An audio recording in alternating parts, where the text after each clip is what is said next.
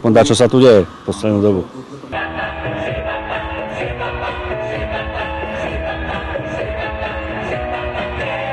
Myslím, že to je po 10 rokoch a je to super.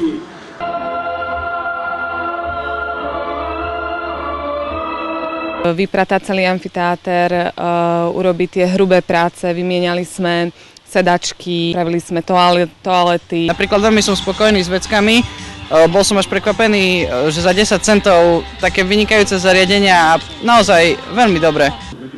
Mládež a staršia generácia si to kvituje.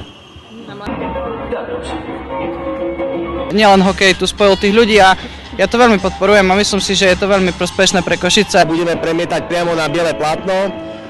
Chceme skúsiť jak klasické filmy, tak aj niečo moderné a samozrejme nechceme vynechať Ligu majstrov a niektoré zaujímavé ťaháky, či už slovenskej televízie alebo médií. Ten vlastne, kto to vymyslel, ako klobúk dole, lebo ako je to dobrý nápad. To je dobré pre Košice, pretože konečne sa tu niečo aj nové deje. Všetky informácie nájdete na stránke www.košice.cz, respektíve na Facebooku.